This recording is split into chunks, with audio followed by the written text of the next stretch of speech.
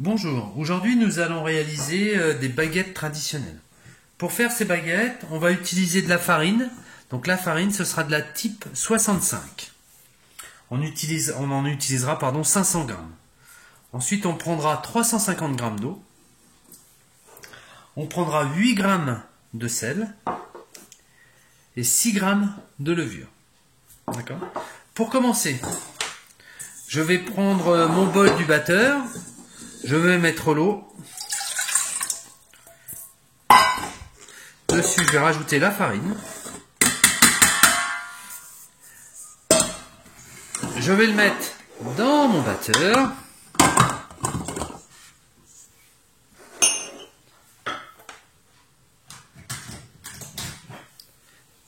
Tac. Je mets mon ballotteur au ralenti. Et donc là, l'objectif, c'est de me faire un joli mélange pour me faire une pâte compacte. Donc je suis au ralenti et je mélange doucement jusqu'à l'obtention d'une boule.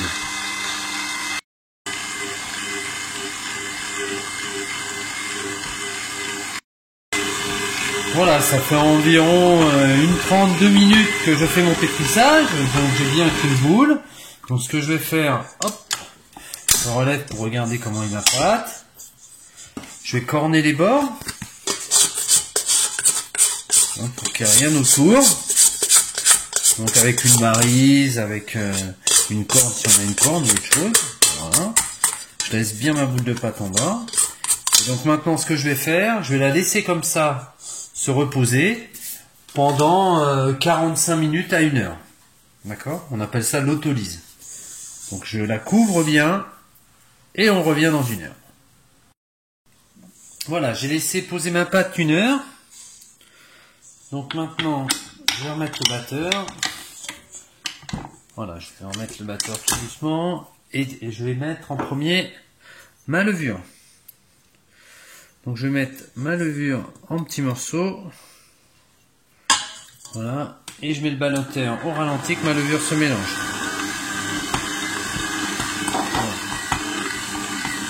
Première étape, je mets ma levure, je mélange bien ma levure. Si je vois que ma pâte elle est trop sur le bras du batteur, comme c'est là, donc hop, je la fais descendre un petit peu. Voilà. Voilà, j'ai une pâte qui est peut-être un petit peu épaisse. Donc on la fera peut-être bassiner un petit peu. Ok. Et je remets mon batteur en route toujours tout doucement. Voilà, je vois que ma mûre s'incorpore.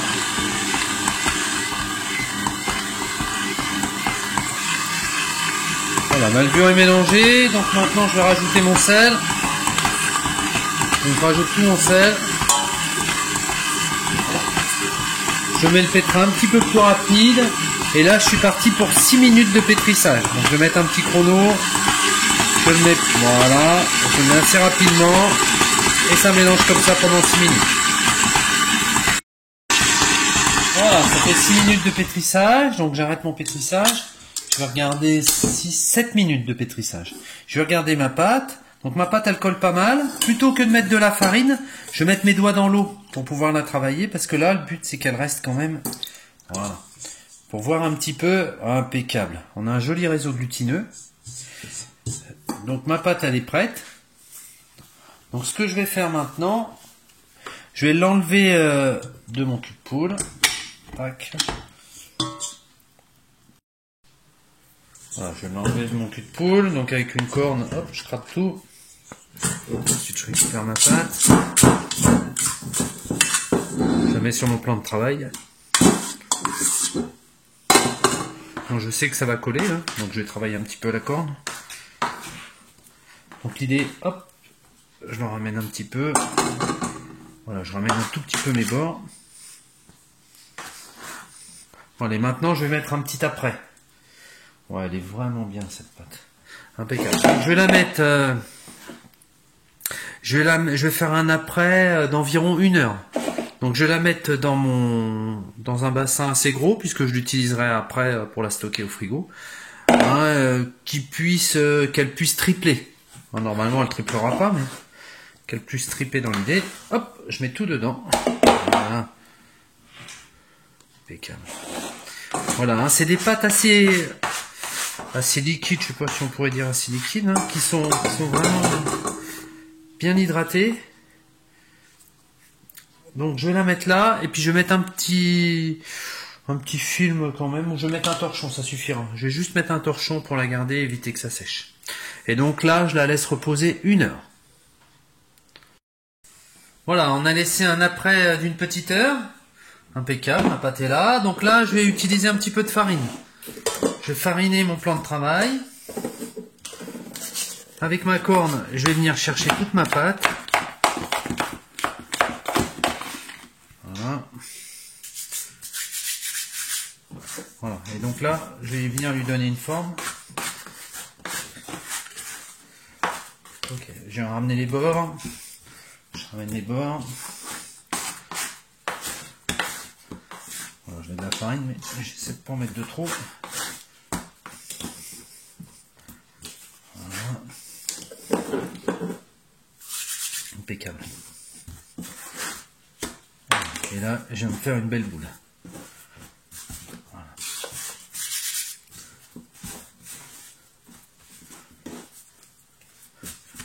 Impeccable. Du coup, là, je vais mettre un tout petit peu de farine au fond de mon plat. Je mets ma belle boule par-dessus. Voilà, du coup, c'est mon même hein, qui peut me tenir. Et là, je vais la recouvrir de papier film.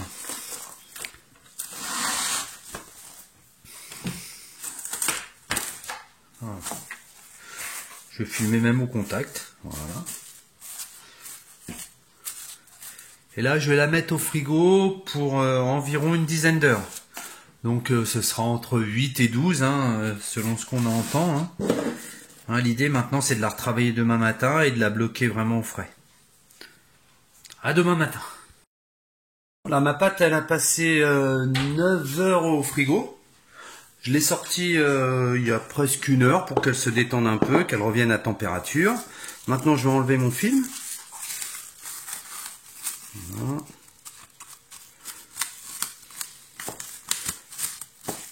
Ça colle un petit peu, mais c'est pas très grave.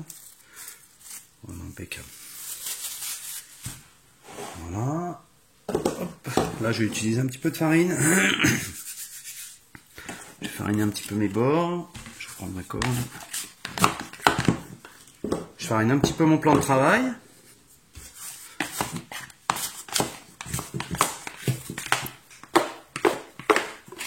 Je récupère mon bâton de pâte.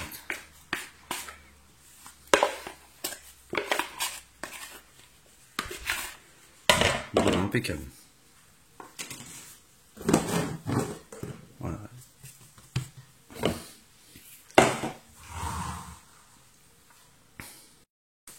Voilà, j'ai ma pâte là. Donc ce que je vais faire, je vais la diviser en 4 pâtons. Voilà. Peut-être un peu petit.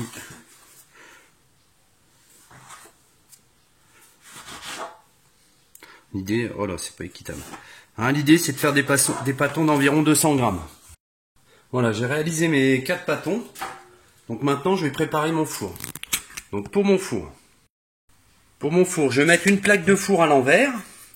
Et dessus, je vais couper une feuille de papier cuisson qui soit aux dimensions de ma plaque de four. De façon à faire une bonne taille pour mes bâtons. Et ensuite, en dessous, je vais mettre une autre plaque à l'envers si j'ai. Ou sinon, je mets un plat qui va au four. Ce qui me permettra de créer l'humidité dans le four. Donc ma feuille de papier sulfurisé, je la sors. Voilà, je prends ma feuille et puis je la pose sur quelque chose de dur, de façon à pouvoir la déplacer puis après la mettre au four. Donc moi j'ai mis une planche à découper, on peut prendre une petite planche de bois ou même dimension, ce qu'on veut. Donc je la mets devant moi et donc ça me fera ma taille pour mes baguettes. Maintenant je vais façonner mes baguettes. Donc là je fleure. Je prends mon premier pain. Alors, j'ai les mains qui collent. Je viens écraser. Voilà. Je viens replier. Une fois. Je le replie une deuxième fois. Voilà, et j'essaye de lui donner un petit peu de, comment dire, d'épaisseur, que ce soit un petit peu dur, que ça me fasse un pâton. Je le ramène une troisième fois. Voilà, je vais faire plus. Voilà. J'aime bien le ramener, j'aime bien l'écraser. Voilà, on l'écrase avec la paume de lapin. Voilà, et je récrase. Voilà, je lui ai donné sa forme. Je vais le laisser comme ça. Et après, je l'allongerai un petit peu pour arriver aux dimensions de ma feuille. Voilà. Voilà, faut mettre un petit peu de farine, mais pas trop. Ah, c'est ça qui est le plus dur. Voilà. Et donc ma clé, donc l'endroit où on voit la pliure, je vais la laisser en dessous. D'accord. Et je vais le poser sur ma feuille. Voilà ma première baguette. L'idée c'est que ce soit un peu plus petit pour pas être embêté quand on fera la mise au four. Voilà, je la mets bien. Et pareil pour ma deuxième. J'aime bien plier mes bords. Je recommence.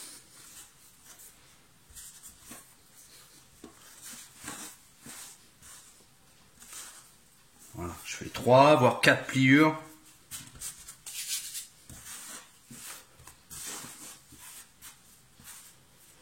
Voilà, impeccable. J'ai ma clé, je mets ma clé en dessous. Hop, je me serre un petit peu et donner une forme. Vous voyez, avec mes doigts, j'essaie de serrer un petit peu hein, pour que ma baguette, elle se tienne un petit peu plus. Là, j'ai choisi de les mettre sur un papier prêt à cuire. Hein. Il y avait plusieurs autres méthodes. Donc, j'aurais pu les mettre sur... Il existe des plaques métalliques en forme de baguette. Hein, ça m'aurait fait comme une baguette moulée. Sinon, il y a une autre solution qu'on utilise un petit peu plus en labo. Hein, c'est de les mettre sur une couche. Donc, c'est une couche, c'est du lin où on le pose dessus et on le laisse dessus pour la pousse. Et après, on le met au four. Voilà. Alors j'essaie de pas trop les tasser. Hein, je vais mettre que 2 baguettes. Hein, je vais mettre 2 baguettes par plaque et je vais faire 2 plaques. Donc je vais me préparer un papier film où je vais mettre mes 2 autres baguettes.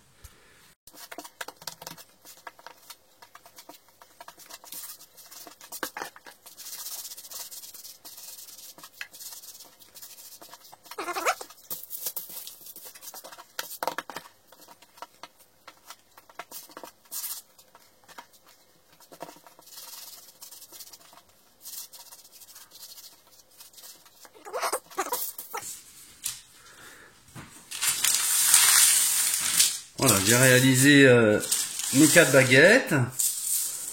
Ouais, peut-être une qui n'est pas assez longue, c'est pas très grave. Maintenant, je vais les laisser pousser. Donc, on est sur une pousse d'environ 30 minutes. Hein, après, c'est toujours pareil, les pousses, ça va dépendre de la température qu'il y a. Ici, il fait pas super chaud. Peut-être que ça fera un petit peu plus. Hein, ce qui importe, c'est de voir comment ça doit être mis avant d'être mis au four. Enfin, la forme que ça doit avoir avant d'être mis au four. Voilà, ça fait une demi-heure, donc c'est pas encore assez poussé, donc je vais le laisser pousser un petit peu, mais j'en suis pas si loin que ça. Donc ce que je vais faire, je vais démarrer une casserole d'eau bouillante, que je vais mettre à chauffer. Je vais allumer mon four, que je vais mettre à 250 degrés. Donc vous vous rappelez, une plaque à l'envers et l'autre plaque en dessous. Voilà, mes baguettes sont prêtes, donc on voit qu'elles sont assez lisses, elles ont un petit peu gonflé. Hein, c'est parfait. Donc elles sont sur mon papier. Donc je vais prendre ma fameuse plaque que je vais glisser dessous délicatement. Tac, ce qui facilitera la mise au four. Donc mon four, il est à 250 degrés. J'ai de l'eau qui bout à côté. Donc maintenant je vais faire le coup de lame. Coup de lame, scarification, green, comme vous voulez. Donc on peut le faire avec une lame ou avec un couteau qui coupe assez bien quand même de préférence. L'idée c'est de faire un mouvement comme ceci. Donc là c'est des toutes petites baguettes, je vais juste donner 2 coups de lame. Donc je vais partir ma lame en biais et je vais faire un petit mouvement comme ça. Tac. Donc ça va donner ça. Un coup de lame. Ah, ma lame qui tient pas. Je finis mon deuxième coup de lame. Pareil sur l'autre. Je peux m'en faire 3. Allez, je vais en faire 3. Et 3 coups de lame. Donc une fois que j'ai fait mon coup de lame, je la mets direct au four. Ça y est, j'ai sorti mes 2 baguettes du four. Donc en cuisson, on a fait 25 minutes. Donc un petit peu plus long que prévu. Donc mon coup de lame, bon il est moyen, mais on voit bien que ça a ouvert et que ça a clarifié correctement. Voilà, maintenant je vais le laisser refroidir. Hein, et après on verra ce que ça donne à la dégustation. Voilà, j'ai pris un pain, je l'ai ouvert en 2 pour qu'on voit un petit peu l'alvéole, hein, dû à la fermentation. Donc là, c'est un pain avec une belle alvéole, c'est ce qu'on cherche à faire, pour faire un truc quand même différent de ce qu'on retrouve en grande surface.